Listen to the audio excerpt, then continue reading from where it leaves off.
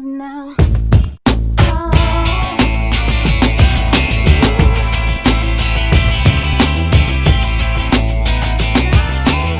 Welcome. Once again, this is episode 6 in our continuing series of exploring Bite Down Hard and the rest of Byron. Whatever. So at this point, we've just heard Deep, Soft, Dark Earth, and I think we discussed it a little bit. I'm hoping we did. Yes, we did. We finished Good. off last thing. So we're going to move on. We're about halfway through the album, and we're going to move on to a song called Dance, Scratch, Claw, and Fight. So what do you want to do here, Byron? You want to just listen to it and then talk about it after, or what? There's that's 2 songs in a row with 4 words in them. There was Deep, Soft, Dark Earth, Dance, Scratch, Claw, and Fight. What was it with? Even cows come home. What was up with Even that? cows come home. What was up with that? Well, I always What am I doing? knew your working titles and all were Fight. one word usually, and you like to work in cycles of things. Yeah, I'm just curious. It just goes back to that whole thing about I never really took titles seriously, and I seem to be taking myself way too seriously with. In one way, it looks. I'm trying to be. What's the word for dance, scratch, claw, fight? What would be alliteration? What would be the English crap? A lot of people would say. Yeah, well, Yeah. So my English teacher would look down upon me. it's funny how when you don't know the title of a song and you're listening to it, not from the artist's point of view, from a listener, you always listen for that part of the song that tells you the title. Yeah, so again, it's interesting. A long time ago, they used to make titles and they used to like number their compositions and stuff like that. So a title sort of gives you a sort of a hint as to what the song is about and stuff like that. I think I used to do songs that the titles had nothing to do with the song whatsoever, just because that's me being me. But these songs seem to be very specific, and a lot of the titles are taken from the choruses and stuff like that. Right, But, and I know this one is the prelude to the chorus, and is she does the... Yes, well, if you go through the lyrics, which I happened to go through this week, I found them all and stuff like that. I was slightly gobsmacked as to the amount of lyrics and all the lyrics. I don't remember anything, hardly at all, writing a lot of these things. As I said, my head must have been in angst, being 30 and stuff like that. But I must say I'm somewhat proud of myself for at least trying to dig deep into my psyche. So the nice thing is that Byron has brought along today, as we move along this little journey, a file with all the lyrics, original lyrics from Bite Down Hard. So now when we play songs, instead of just dropping on the pictures of instruments we used and some older pictures, I'll be putting the lyrics on so you can read along with the song, because that's infinitely more fun, truthfully. Yes. I would say that looking at it now, though, but I mean, I have the comfort of 30 years later. It needs a bit of editing, but generally I was pretty... I thought it was for my first album or whatever. Well, what do you think? Do you want to take a listen to Let's do it. Dance, Scratch, Claw, and Fight? Yeah, absolutely. Here we go, folks. Bleep, bleep, bleep.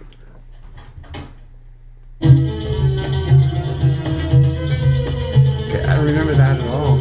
We'll have to explain this later. This really needs some explaining.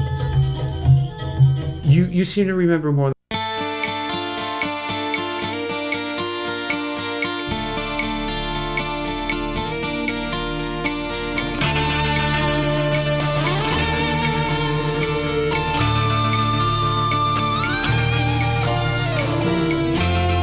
What is the problem, babe?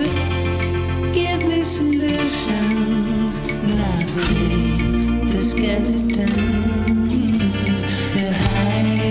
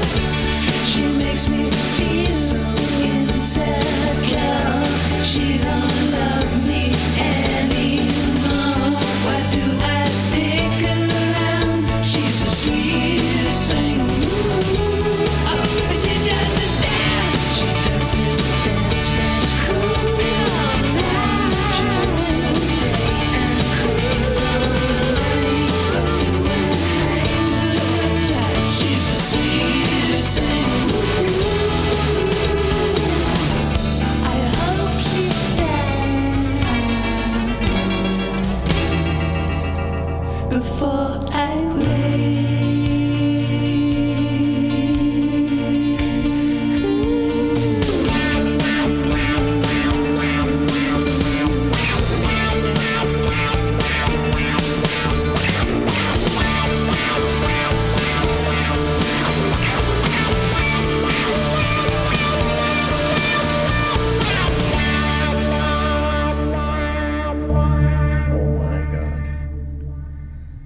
There was so much that I forgot that I'm so overjoyed to hear.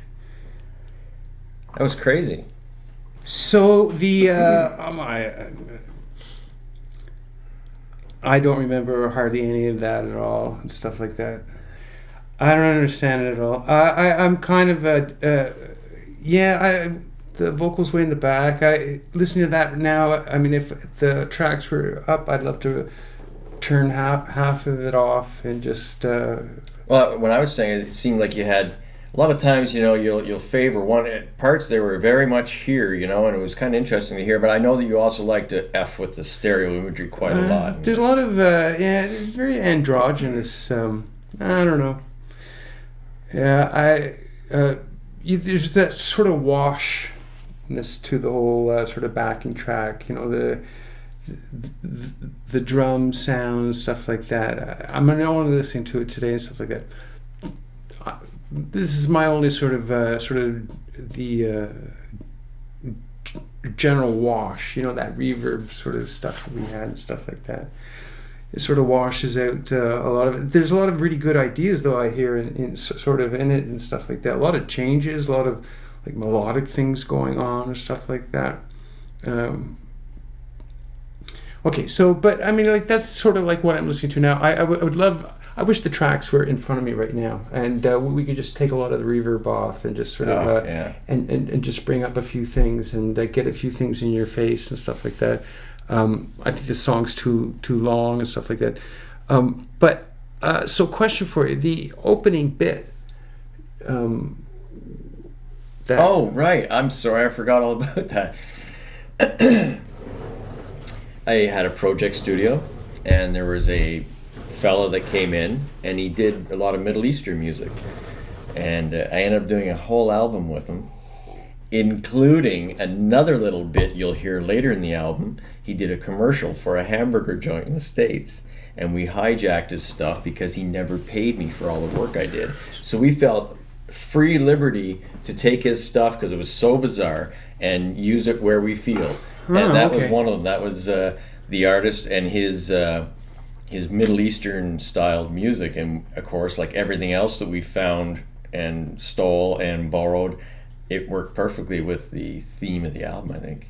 So it was an artist that has nothing to do with Byron. And it just worked, put that in there. I would also cut this song down, almost take a minute off. I'd like a little maybe harpsichord part and bring my vocals way up and use a lot of your guitar work sort of in the background. Oh God, there's lots of it already. Yeah, well, there's a lot of drums going on. It's sort of that crazy drumming and stuff like that. But the main thing about the song, and I think it's really interesting to hear, is in the chorus, it's got what I always considered a Beatle chord in it. And it was something that I discovered. So when I was learning guitar, one of the ways that I also was learning in high school how to play classical guitar. But when sort of people come up to me sometimes and say, I'm just starting to learn how to play guitar, like what should I do? And I say, well, you should always just buy a Beatles book. All the Beatles songs and just play along to them. Major, minor, major sevens. Or Neil Young or stuff like that. So at the time growing up, my parents, when I was 13 and 14, gave me it was a black tablature book. I always remember it was really thick. And it was tab?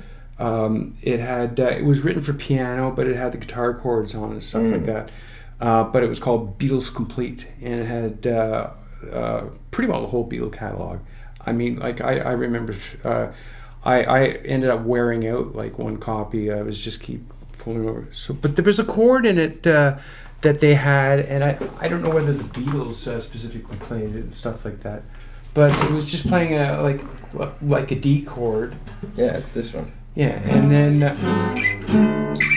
no. Oh well, those are diminished chords. But if you play a D chord, so if you Right, the beginning. But while playing that chord and you're staying on the sort of the D, the bass would move up to the E, and it was just always that change, and I could never get enough of it. I would always, I wrote a few songs using that sort of chord thing. So these chord things are very interesting because there's sort of like these little magical little tropes and stuff like that. So I always remember sort of two Beatles small stories about George Harrison when they were in Liverpool. I don't know whether it was him and Paul or something like that, but they took a bus to the other side of town because somebody knew how to play a B7th. And yeah, so it was. It's always sort of learning or finding a new chord that you can encompass into your song. There's always the famous chord in Michel. I don't know what they call it. No, I don't know what it is off the top of my head. But Paul found this chord and he used it in Michel, and so you sometimes like run across these little sort of musical things that you find. Or little chords and or these little changes and stuff like that, and yeah. So this song had that sort of Beatles change in it. You notice there's a ton of people like you and I that are not classically trained. Like I can't sit and read music and play it. I could probably slowly read it over a couple of days, but we're all feel. And the big thing for me is like we talked before about fractured chords. 3-note combinations a chord, and 3 notes gives you all kinds of variation. Then it becomes a thing about intervals. With that fractured chord, wherever you're suggesting or inferring the major, minor, whatever it might be, it's now an interval of an extra note that gives you that, oh, it sounds country, oh, it sounds gothic, oh, it sounds, Yeah, you can really get those pronounced, especially when you're playing keyboard and stuff like that, like inversions of chords and stuff like that. And but you're right, you can go up and down. Sometimes there's chords that I end up playing on the guitar, and I don't really know what the hell I'm playing. But when I figure out the notes, I'm thinking, gee, 5 of my notes are the same note, but it's just the sound of the tones just sort of playing across each other and stuff like that. Yeah, and that's why I always say it's always good not to be so good musically, because it's good to always use your ears. And there's some mystery in what we do. You're going, oh, listen to that. And that's why I think maybe guys like you are very heavy on melody and harmony, gravitate to bass, because guitars are usually laying down those chords or inversions of those chords. When a bass, if you're not looking at just the root notes, you're looking at some type of melody with neat intervals. Very much so. So along the way, learning how to put stuff together and songs together. I mean, when I first learned how to play guitar, I played in a stage band. So like you were really playing like all the chords. But as I go along, and you're right, I much rather on a ukulele sort of lay down a vocal track with maybe 2 notes off a ukulele. I'd have no problem doing that, because I know like once I start adding other instruments, I can really start playing with the feel and stuff like that. Yeah. So I think it is something that I don't think I ever play a proper G anymore. I don't think I ever play a proper C. I'm always up the fretboard. I'm just sort of listening for stuff that sounds better than playing a C chord. I don't know the last time. Like seriously, do you ever play C's down here anymore? I mean, I don't. It's a stupid thing.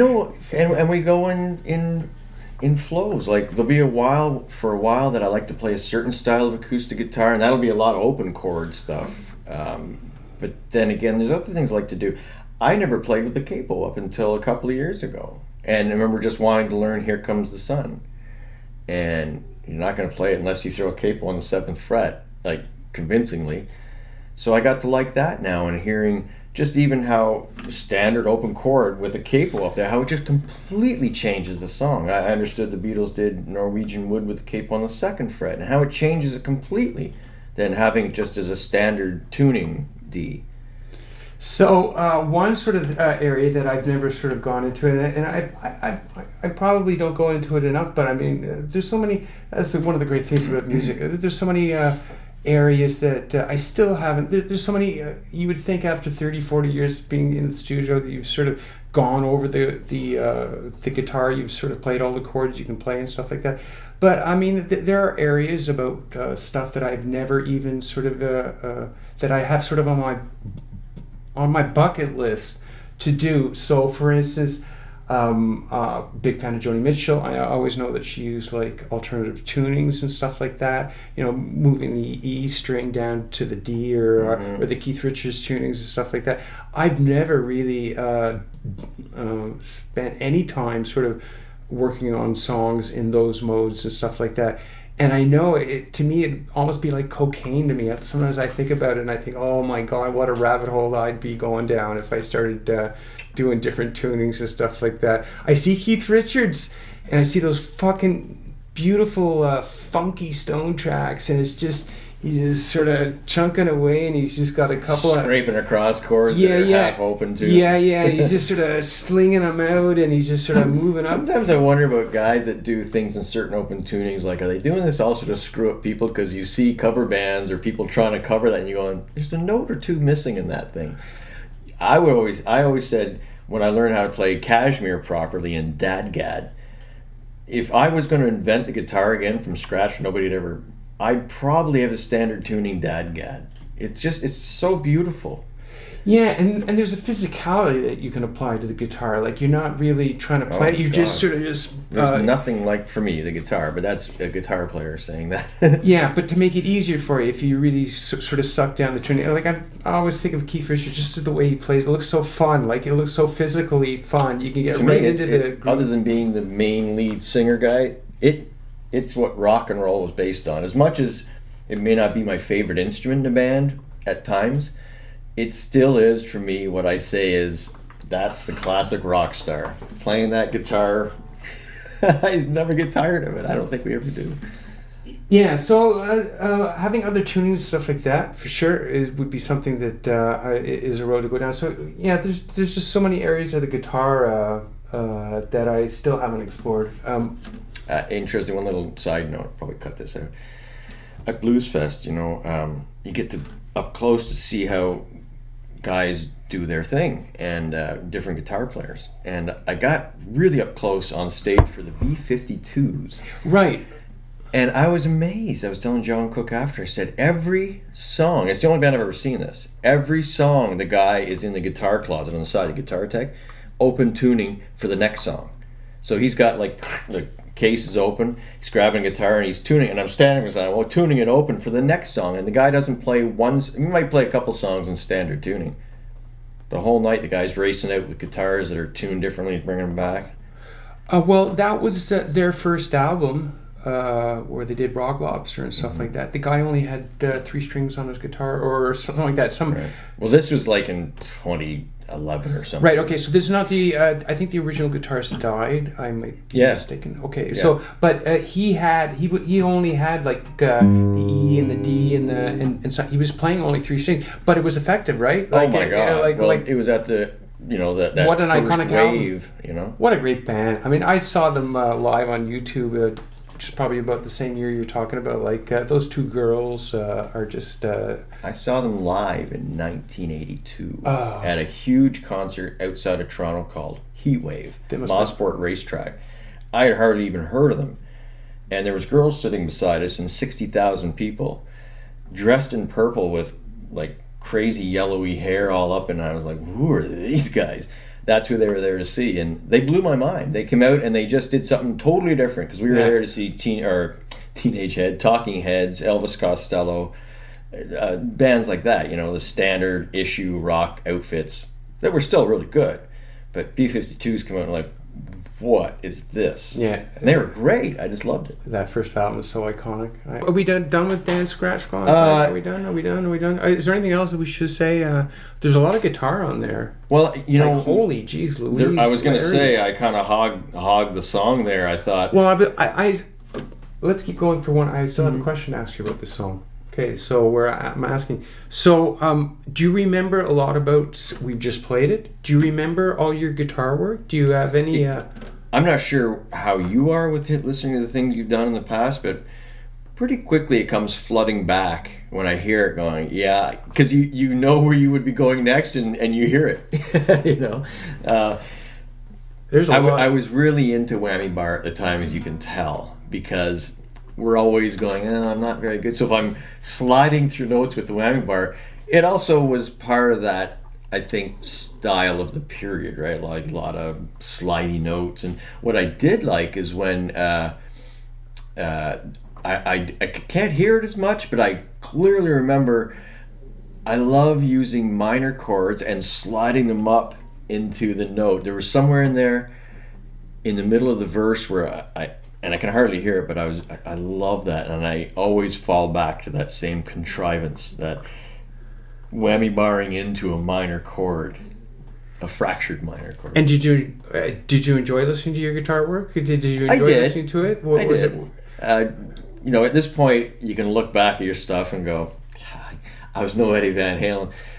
But it's more about everything, like, it puts you back in that time period, which is such a happy period. That's the way I see it, you know, that good or bad, it's wonderful. Tons of guitar work. Yeah, again, I'd love to just rip out the drums and stuff like that and take out a lot of that verb. I think there's a lot more to that song that you can't hear. However, it was a thrill to sort of listen to it again. Yeah, and you know what? We'll be touching on it again, like as we go on in the future. Fight. Dun, dun, dun, dun, dun. But a lot of chords, eh? Oh, there's always lots of chords, and it's funny because I could be wrong, but I thought I brought that weird little diminished chord in because someone had shown me that, just and the progression of it, up how it was such a suspension. We love those suspensions, you know, never resolving stuff, letting it hang, and then bringing the original riff back in. You know, those are lovely little textures. Again, they're formulaic contrivances, but they work. Hang it. Yeah, lots of stuff. Cool. Yeah, we'll touch on this one again. Why don't we move on? Because this is one for me that, well, I shouldn't let you do this, but No, you do it. It just encapsulates everything about Bite Down Hard, because for 2 years it was the same. Byron would come, you know, we'd visit for a while, and then eventually he'd run down to the studio and we'd have everything set up and he'd start working. At the time, I was living with my girlfriend, now wife, Kristen, and we had a dog, Damie, and he was a wonderful dog. And he was always part of the sessions because you can't go in the house without Damie taking part.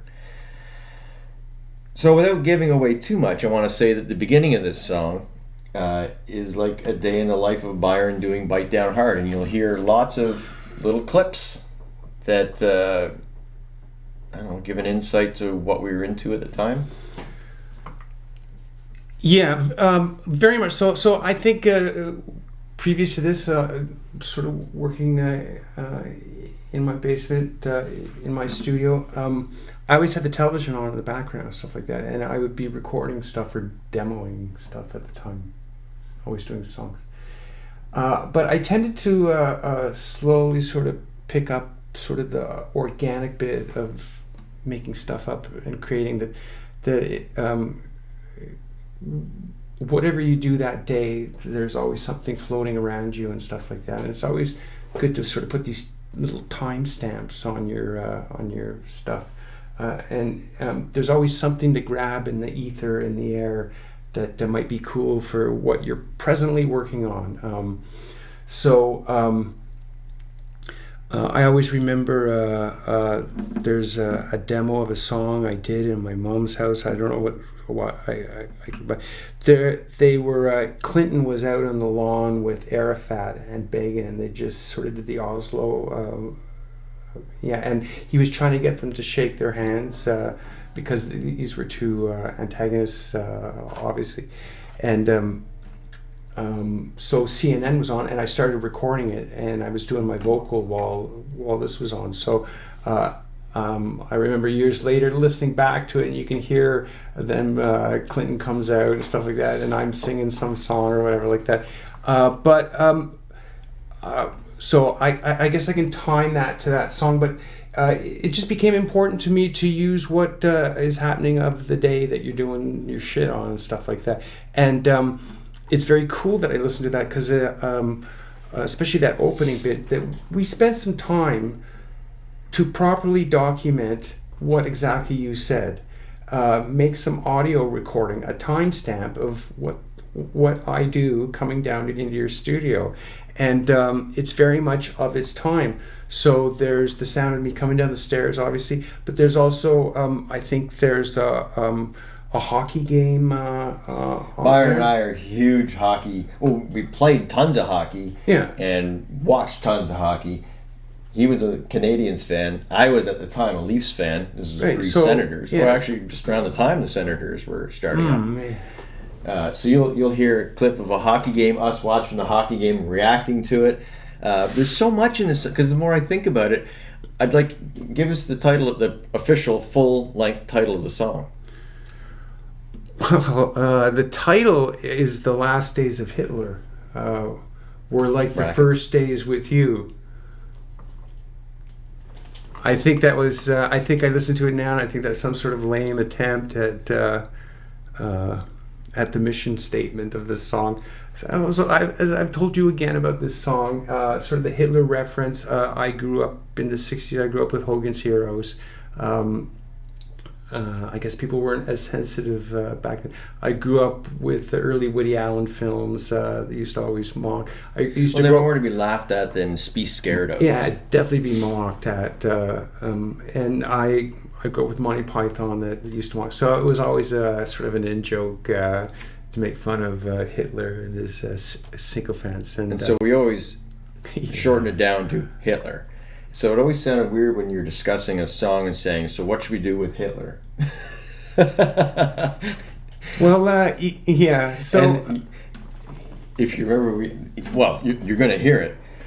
Like even as far as capturing this little bit of his speech. I mean, that's why I love this song so much. The Byronic ending, the crazy add-in sound effects, the ridiculous opening up montage of your life at the time. But I'm excited. Let's me play too. it. So this is "The Last Days of Hitler." Were like the first days with you. Huh?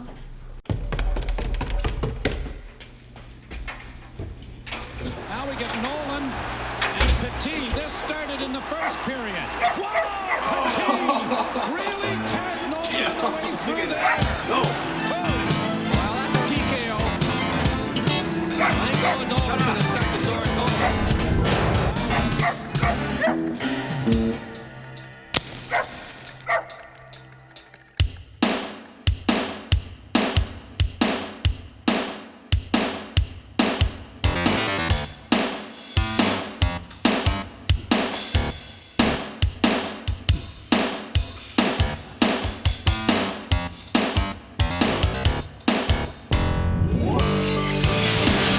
Why me? I've never had nobody. My intentions are best. She came around my doorstep. She sold a Bible and left a man. Yeah. I thought religion was bad. But she gets me out. Resurrects the dead. Miss Preacher, you can be my teacher. She's got scared, but get her in a bunker. The deadly sadness. Oh, she's lonely.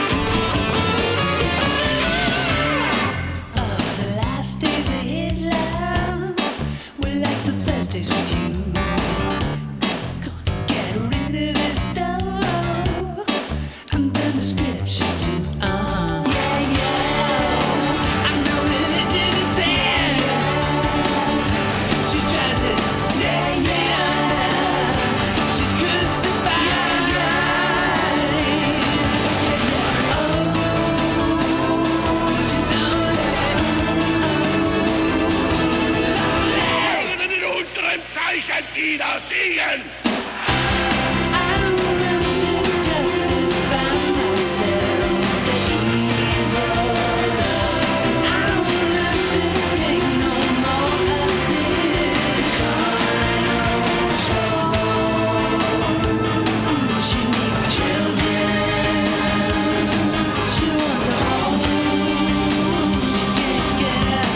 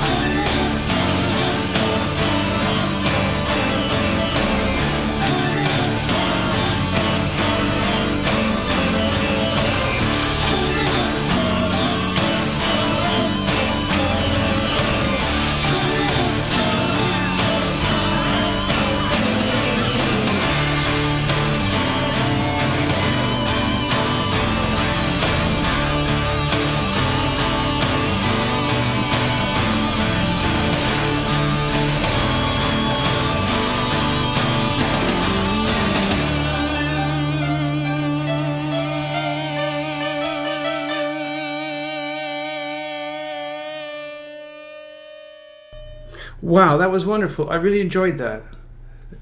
That was very Byronic, eh? Wow, that is such a classic Byronic track.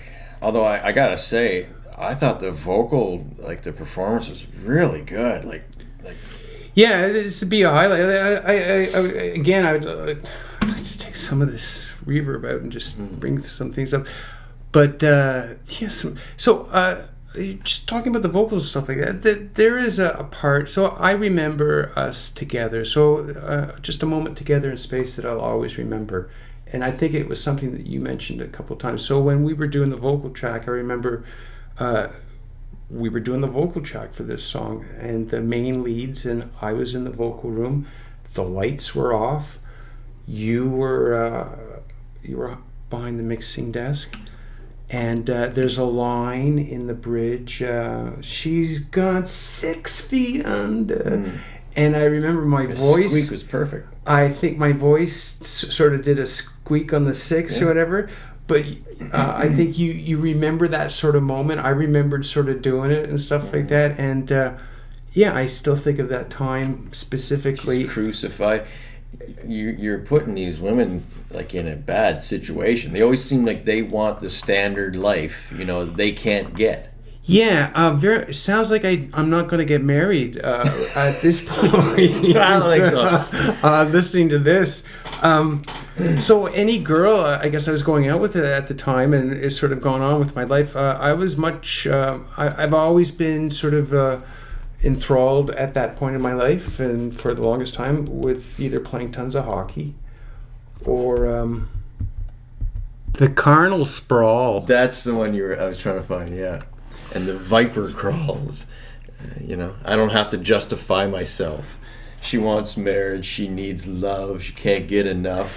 Then leave me alone. So it's very much doing this album required me to be in a studio all the time, and that's basically I was either playing hockey or doing this. Like this is where my passions lie. I was sort of either working or doing this, and it's even my next album and the album after that. That was all. That's where all my time was and stuff like that. I find generally my relationships. They at the time they wanted to be more traditional. I guess. Well, this would be great because now with this, I'll just be able to let people look at it and come up with their own thoughts, because they're going to say, like, how'd you come up with this? But I see a recurring theme, interesting in the lyrical content, but the music is pretty different. Yeah, that sounds. I'm always busy doing my own thing, so I think that's what that song says. I also remember doing this song thinking it'd be a good song to do live. If I could, and really, when you listen to that, if you punch up the drums and stuff like that, this would be a nice little car driving song and stuff like that. It's interesting how I also know too at the time, because Byron quite often come to me and say, what I have in mind for this is this. Coming to me and saying, so we're going to start the song, but we want to have a lower fi, if it was such a thing, version off the top where we actually stop it. And you can hear that when the drum's going dum pa, and your keyboard's kind of going bump, ding, scrappy. And then you hear the of a matchstick going. I don't have to say any more than that. And then the song starts in earnest. And that was one of those ones we tried to get like a Billy Preston kind of clavier. Boom, back, boom, back. Yeah. It's Stevie Wonder. It's Superstition. I don't have to take no more of this. The viper crawls, and I don't have to justify myself. The rise and fall. She wants marriage. She wants she needs love. She can't get enough. Then leave me alone. The last days of Hitler were like the first days with you. I'm going to get rid of this door and the scriptures too. I know religion is dead. She drives it 6 feet under. She's crucified. Oh, she's lonely. I don't have to justify myself. The evil love. And I don't have to take no more of this. The carnal sprawl. She needs children. She wants a home. She can't get enough. Oh, Jesus. Well, I mean, it's not an unheard of subject matter, right? Oh, Lord. And it's interesting how you have in parentheses parts 5 and 6. Yeah, okay, so that's me making complete fun of titles right there, parts 5 and 6. That'd be like naming it a number or something like that. Right, and right off the top here, why me? I never hurt nobody. My intentions are best. She came around my doorstep. She sold a Bible and left. Amen. She sold a Bible, Yeah. Okay. Oh, that's right. That's how it started. There was that somebody came to my door. She was good looking. But just in the... I don't know. She wanted to sell faith. I was looking at something else. And that is not so unusual in a song. Religion poisons everything. Well, religion's the root of all evil, for sure. So... Again, I think we can talk about that song all day because of what it means to us in our histrionics. Yeah, so I look at it, and then would I write a song like that now? No way. And I would make it a lot more simpler. Lyrically or musically? Lyrically. Yeah, I wouldn't be so specific for sure. Absolutely not. Yeah, one thing as I noticed as you move along here, you were trying to stick more to that songwriting thing where now...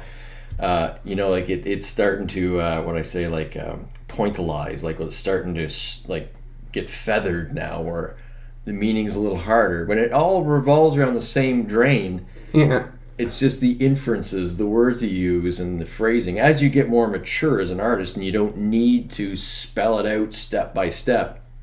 Yeah, I think it's more musical post-it notes that I'm doing now. Just sort of phrases and little 2-minute things that you stop. So the tag piece at the end of this song, do you remember much about it? It's in 3/4 time, isn't it? It's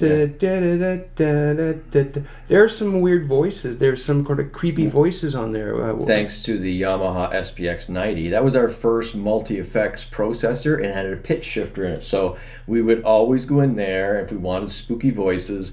I think you're doing the da-na-na, da-na-na, and I just pitch it down, an octave or whatever, a weird interval.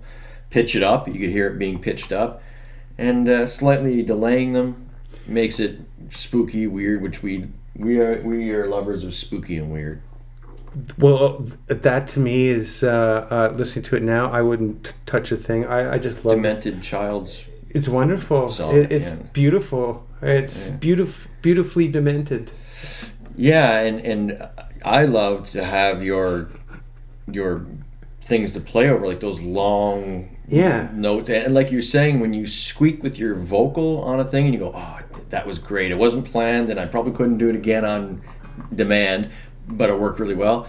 Same thing with the guitar. I could hear myself working for those pinch harmonics up and down instead of just the full note, because that sounded cool to us, those pinch harmonics. So talking about your guitar work, the guitar solo in this song proper has sort of a mid-eastern sort of vibe to it. Your guitar solo? Well, normally, because I'm not much of a soloist, and when I played in the Hooblers, I didn't really go for playing the melody of the song. I would just sort of play my few crappy riffs that I had over in different ways. But with Byron, he really liked melody and harmony, so we tried to work a little more into stylistic things. And this is the one you told me. You say, in this one, it's like Swami. We want to have a Swami sound, and we came up with these weird little Middle Eastern motifs, and we just riff on stuff until we both like it. And you doubled it, or is that? Oh, those are doubles. Those are weird intervals. No, but there's also an acoustic guitar. Is that? No. Is that me playing with you on the? Can you just? Yeah. We're just going to pause this for a sec, everybody. I can hear your. I'm just curious. As in the lead track having an acoustic behind it? Well, just get to the middle section of the solo.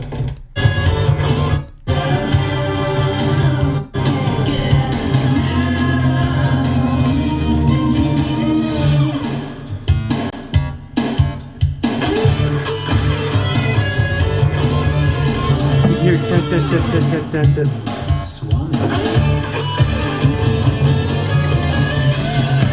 Oh, like pizzicato. Yeah. Is that? I think that's. That wouldn't be me. I don't. Okay, well recognize then, it. Okay, well that section sounds wonderful. I'd like to bring that up. I really because there's a lot of things that I forget, and depending on where that mix, the one we liked may have had that down a little bit, because I'm hearing it now, going, oh shit, I like that. I wish I was up a little bit, but that's the everybody who mixes a song has that issue, right? Oh, I should have used this instrument a little more.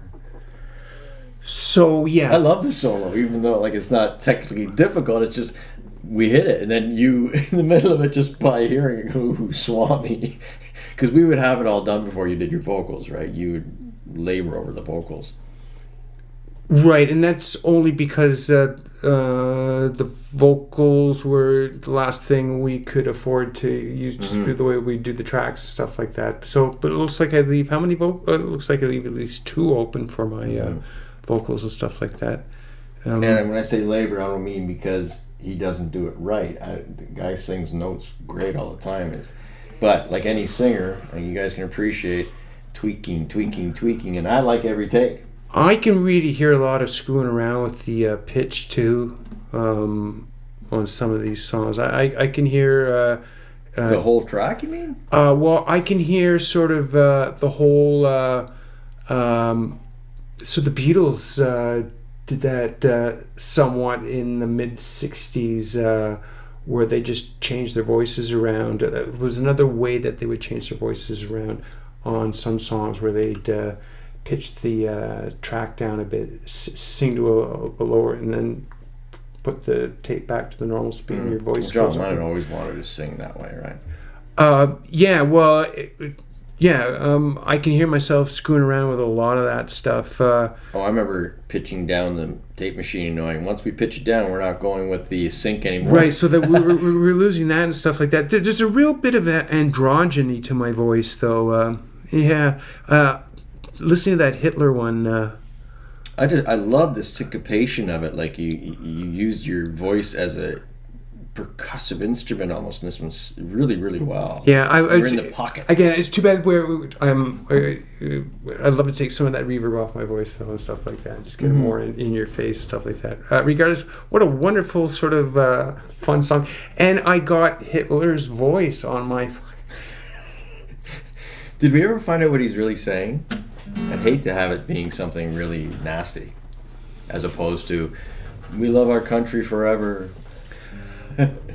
No, I think what he was saying was that they lost one of his shirts at the laundromat. I hope I'm not put on a Byron album. I hope I'm not put on a 90s. Byron album and stuff like that. Yeah, ruin my legacy. I don't know what he's saying, but I think at the moment But it works perfectly. I think that's what it was. We look for something that the cadence works with the tempo of the song. Right, and I think the other thought of the stairs was, now that I think about it, was going down into the bunker, right? Yeah. Okay. So I think that was the illusion. I think that we crossed sort of two things off with one, just sort of allowing us to sort of what we do, and we were going down into the bunker and stuff like that. So I don't know. I don't find any humor in the song. I think the lyrics are hilarious to look at now. But wonderful. The carnal sprawl. I love that line. So that would be a line like I'd spend my day walking around looking for, just, it's in the ether. Like, and I finally caught it somewhere, somehow. I was managed to bring those two words together. Almost make me want to use it again, because it's such a good little line. I find that on a t-shirt. as an observer, on a coffee you mug. do hang your songs and stuff on some neat little signature of the song, and quite often, if it's not a little guitar riff, it's like a little word or something. And the way you use words in that Lucifer song is one of my favorite of all time. What is it? Stardust, interstellar loops, and the Milky Way. Just the way it works, and because it's spot on information wise and it works cadence wise, that's what I think one of your very heavy strong points is finding words with syllabic, conveniences. Yeah, well, I thank you, but I think you always have to make it your own, right? You're always struggling to sort of make it your sort of own little sort of thing, especially in pop songs. "I love you's been said a billion times by everybody, and that's just in the West. So you're sort of limited by the language and stuff like that. So it even becomes harder just sort of to make some. That's why I find it a lot of times, even though I'm not as musically interested, to listen to sort of those rap, some of the rap, just sort of, it's poetry in itself. Listen to like some of those guys, and it's really neat to listen to how they use rhythm to trip off their words and stuff like that. And it's always interesting. You are given a set of building blocks, which is just the English language, and you have to work within it and stuff like that. I used to find, as I said, 3 albums later in Koi Paradiso, I was making up words. I was making up my own language. I mean, for what it's worth and stuff like that. Just things that would sound cool, and you didn't know what the hell the person was saying, but it was. I think that has a huge value in that. How many times we like songs growing up, and you're doing it in your head, and you realize for 40 years I've been saying the lyrics wrong, but the lyrics that you substituted in your own head meant so much to you, and you're going, oh, they were so smart in making it, and you realize that's not what they wrote. You're making it up in your own head, and now you're like it because that's what you understood. So making up your own words, same thing. I mean, let people come up with what they want to come up with, because a lot of times the way you deliver your lyrics, not always totally understandable, and some artists are like that. Some, like Leonard Cohen, every word he's saying because he's just does this. He's just telling you a story. When you're using every bit of the word to be musical. Yeah, I guess it goes in circles. You can hear a song. I was at my mom's place, and they had that old song by Janice Ian, At 17. And if you listen to the lyrics... I saw her last summer at Blues Fest. I actually taped her she did a masterclass songwriting. I would guess. What a master song that is. I mean, it's just a brilliant, lyrically, a brilliantly... and the performance is insane too. I mean, yeah, I've seen the Midnight Special performance. I mean, it's dead on. Like, wow. Like that's old school performance when you can finger style play that way effortlessly and then deliver a vocal I get performance. shivers, just the loneliness of being, like an ugly duckling or whatever like that, and so well shown. So there's that sort of lyricalness, but I still get a kick out of fucking I Am the Walrus. I mean, like, it's just expert, texpert, choking smokers. Don't you think the Joker laughs at you? And I just still get a big friggin' smile out of every time Lennon's just and I used to sing that. Elemental Mustard. Yeah. Semolina Pelter climbing up the Eiffel Tower. That's genius. I mean, it's mad sounding, and it's and I so from Janacine to I Am the Walrus, I still get shivers out of both sides of the spectrum, and probably something in between. I'm still amazed to somehow, if I'm listening in my car to the new songs, if they get the lyrics, if they get the twist of the lyrics right and stuff like that, some of these kids are just brilliant to listen to.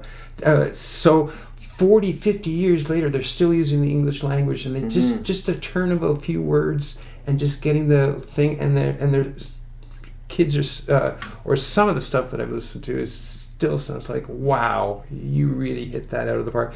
I like the I was watching on YouTube the making of 10cc's I'm Not in Love, and just the line about he hangs the picture on the wall to hide the what's the lyric of the Godley and Cream, man, they were great. I mean, they almost didn't want to do that. Like, they weren't going to do that song, and I forget who it was. I think it was Godley had said, "I got this way. I want to do this." Oh, no. Yeah, he goes, "I'm not in love." He's got your picture on a frame, but he only puts it on the wall to hide the crack on the wall. Right. And I'm just like, oh my God, like, that is beautiful. Like, that's perfect. But he says it in such a beautiful way. You're thinking he's saying something positive.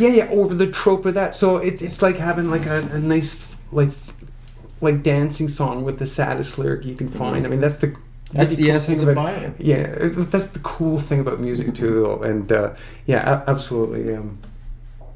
So Hitler, what a great song. Yeah. Well, we're probably in enough. I said I think we've been in an hour or so. Hitler can be dissected 20 different ways a Sunday, so we'll leave it at that.